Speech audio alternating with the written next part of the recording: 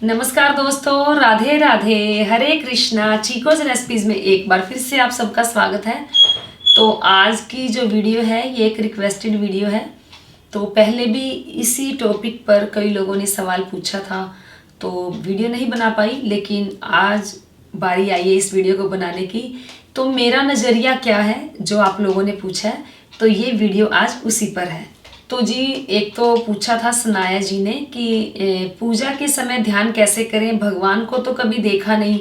मेरी आंखों के सामने जो पुराने रामायण और कृष्णा वाले राम सीता कृष्ण थे उनकी शक्ल सामने आती है। और एक ज़्यादातर सवाल लोगों के ये भी थे कि मैम हमने भगवान को देखा नहीं, तो कैसे पता करें कि भगवान है या भगवान नहीं है। अगर है भी तो हम किस रूप में उनकी पूजा करें, अपना कैसे ध्यान लगाएं कि वो हमें पता लगे कि भगवान ऐसे होते हैं। जी, ये थे आप लोगों के जो दो सवाल थे, उसी के ऊपर ये जो वीडियो है बताने जा रही हूँ। लेकिन जो बताऊंगी, क्योंकि हर इंसान का अपना अपना नज़रिया होता है, कि मेरा इन सब के प्रति क्या नज़रिया है वो मैं आप लोगों के साथ शेयर कर रही हूँ। तो जी, आपने सुनाया जी, आपने पूछा कि भगवान नज़र नहीं आते हैं, भगवान कैसे, ध्यान कैसे लगाएं। और जो पुराने वाले रामायण सीता या जो भी आपने कहा वैसे ध्यान में रखती हूँ। तो जी बिल्कुल, पूजा में अगर आप देखिए कोई ना कोई तो आकृति हमें बनानी पड़ती है, और इसीलिए मूर्तियों को इतना सुंदर श्रृंगार किया जाता है कि जब भी हम ध्यान में बैठें तो हमारी आंखों के सामने वो ही आए और हमारा जो पूजा में है ध्यान लगे, और जो मेडिटेशन भी करते हैं उसमें हम फुल मेडिटेशन में चले जाएं।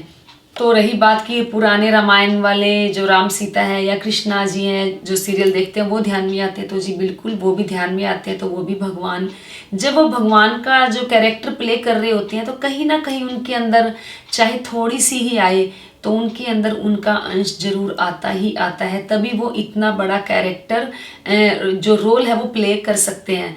तो जी आप उनको ध्यान में रखकर भी पूजा, सेवा, अर्चना या जो ध्यान करते हैं पूजा में वो कर सकते हैं। बाकी रही बात, मैक्सिमम सवाल ये थे कि भगवान को तो हमने देखा नहीं, कैसे पता लगाएं कि भगवान है।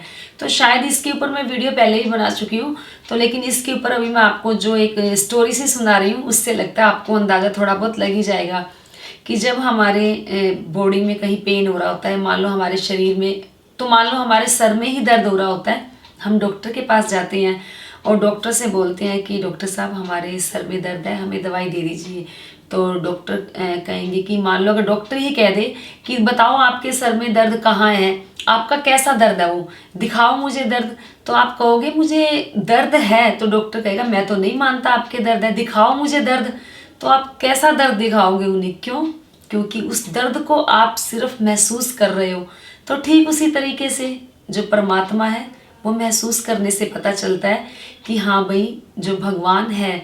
और रही बात उसकी कि चलो दर्द की भी छोड़ दो और हवा को ही लगा लो जी, हवा चलती है, हम सबको नज़र आती है, नहीं नज़र आती, उसका कोई रूप नहीं है, पत्ते हिलते हैं और हवा को हम महसूस करते हैं तो हमें पता लगता है कि हवा चल रही है, हवा ठंडी है, गर्म है, ये सिर्फ महसूस करने से होता है। तो ठीक उसी तरीके से हमें वो दिखाई नहीं देती, हवा दिखाई नहीं देती, लेकिन महसूस होती है। चलो एक ये उदाहरण हो गया, एक और ले लेते हैं। अभी जैसे मैंने वीडियो बनाई थी हेमा शर्मा चैनल पर, वहाँ पर मैंने मलाई से माखन, दूध से मलाई, मलाई से माखन, माखन से घी, तो एक दूध के अंदर ही सारी चीज़ें हैं, लेकिन हमें नज़र नहीं आती। वो इसलिए नहीं नज़र आती क्योंकि दूध को पहले हमें उबालना होगा, उबाल यानी कि आंच पर तपाना होगा, उसके बाद उसको ठंडा करेंगे, फिर उसके अंदर से मलाई निकलेगी, फिर मलाई को हम काफ़ी देर मथेंगे, तब कहीं जाकर उसमें से तब भी मक्खन ही निकलेगा, फिर से मक्खन को आंच पर तपाएंगे, तब कहीं जाकर उसका घी बनेगा। लेकिन जो घी है तो दूध के अंदर ही ना, दिखाई नहीं देता, उसका हमें मंथन करना पड़ता है। ठीक उसी तरीके से हमें ध्यान करना पड़ता है और हमें आत्म मंथन करना पड़ता है, और हमें अपने जो विकार हैं उनको कम करने पड़ते हैं, तब कहीं जाकर हमें ईश्वर की प्राप्ति होती है। और वैसे भी मान लो किसी की सहायता करके आपको एक बहुत ही सुखद अनुभूति हो रही है, एक बड़ा अच्छा एहसास हो रहा है, तो वो परमात्मा है। कई बार जैसे को बिना बात के ही हम खुश रहते हैं कि पता नहीं कोई बात भी नहीं है फिर भी हम खुश हैं, तो हमारे आसपास एक अच्छा ऑरा चल रहा होता है, हमारे आसपास हमारे प्रभु की उपस्थिति होती है, तब हम खुश रहते हैं। तो कई बार ऐसा होता है कि पेड़ों को देखते हैं, पेड़ों को जब वो हिल रहे होते हैं, झूम रहे होते हैं, अनायास से उनको देखकर बहुत अच्छा लगता है, बहुत ही अंदर से एक एहसास होता है कि हमें पता नहीं कितनी ही शांति मिल गई हो। तो क्या आपने कभी जो आपको जो सेटिस्फेक्शन मिलती है, आपने तो उस सेटिस्फेक्शन को भी नहीं देखा, लेकिन उसे हमने महसूस किया है। तो जो चीज़ हमें महसूस करने में एक हमारे को अंदर से खुशी देती है, आनंद की अनुभूति देती है, तो वही हमारे परमात्मा है। तो बस अगर परमात्मा को और ज़्यादा पाना चाहते हैं तो आप अपने विकारों को कम करें, छल से दूर रहें, कपट से दूर रहें, निंदा चुगली वैर विरोध इन सब चीज़ों से दूर रहें।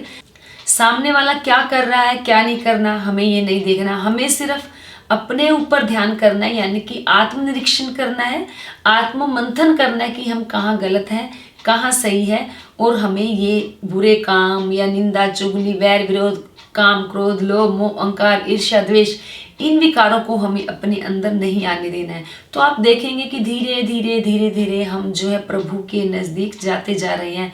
तो जहाँ कहीं भी हमारा एक विकार भी कम होना शुरू हो जाता है तो समझ लो कि ईश्वर की कृपा दृष्टि हमारे ऊपर होनी शुरू हो गई है। तो बस ये मेरा नज़रिया यही है कि भगवान तो है, मानो या ना मानो, अपने अपने भाव है, अपना अपना नज़रिया है, अपनी अपनी सोच है। कुछ लोग इसको चमत्कार भी बोल देते हैं, भगवान की जो चमत्कार होते हैं, कुछ लोग उसको वैज्ञानिक तरीके से भी देख लेते हैं। तो बस मैं तो इतना ही कहना चाहूँगी कि मेरा नज़रिया सिर्फ यही है कि अगर हमारी जो साइंस ने इतनी ही तरक्की कर ली तो एक मरे हुए इंसान को वो जिंदा क्यों नहीं कर सकते, क्योंकि जब एक बार हमारे शरीर में से प्राण निकल जाते हैं तो वो प्राण लौटकर दोबारा से शरीर के अंदर नहीं डाले जाते। ये परमात्मा है, ये ईश्वर है। फिर चलो ये भी छोड़ दो, अभी जैसे मैंने आप लोगों को पिछली काफ़ी वीडियोस में बताया था कि मेरे जो चाचा जी हैं अभी दिल्ली में रहते थे, जब मैं उनके साथ इसी टॉपिक पर काफ़ी बार बात होती थी। तो देखिए बात करते करते किसी टॉपिक पर बात हुई कि कह रो चलो भगवान है या नहीं है, तो जो हमारे शरीर में जो ब्लड है वो आज तक कोई भी साइंस नहीं बना पाई है, उन्होंने मुझे ऐसे बताया।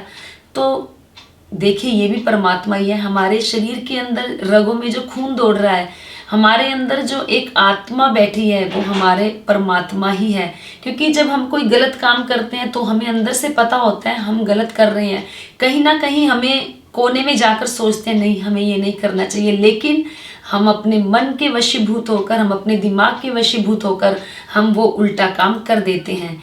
तो जो हमें गलत काम करने पर सबसे पहली बार रोकता है तो वो कोई ऐसा नहीं कि माँ रोकती है बाप रोकता है, हाँ बचपन में तो माँ बाप रोकते हैं, लेकिन जब हम समझदार हो जाते हैं तो कोई भी गलत काम करने के लिए एक स्टेप उठाते हैं तो हमारी आत्मा यानी कि हमारे अंदर बैठे हुए परमात्मा हमें बोलते हैं कि आपको ये नहीं करना, तो वो परमात्मा है। तो बस मेरा नज़रिया यही है जो मैंने आप लोगों के साथ शेयर किया कि भगवान है, भगवान एक सुखद अनुभूति है, उसे सिर्फ तो भगवान एक सुखद अनुभूति है, उन्हें सिर्फ महसूस किया जा सकता है, उन्हें पकड़ा नहीं जा सकता। तो अगर आपकी अनुभूति बहुत सुखद है, बहुत आनंद में रहते हैं, बहुत सुखी रहते हैं, खुश रहते हैं, यानी कि ज़्यादा मोह माया में ना फंसकर हमेशा परोपकार की तरफ रहते हैं, तो वो परमात्मा है, वो ईश्वर है, वो आपसे ये सब करवा रहे हैं। तो बस मेरे नज़रिए से जो था मैंने आप लोगों को बताया। तो उम्मीद करती हूँ आपको आज की ये जो छोटी सी वीडियो है ज़रूर पसंद आई होगी। तो लाइक करें, शेयर करें, चैनल को सब्सक्राइब करना बिल्कुल ना भूलें, और अपने जो अच्छे अच्छे सुझाव हैं कमेंट बॉक्स में जाकर दें। और आगे आपको और कौन कौन सी वीडियो चाहिए वो मैं आप लोगों को देने की पूरी कोशिश करूँगी। तो आज के लिए इतना ही, फिर मिलते हैं। धन्यवाद। हरे कृष्णा।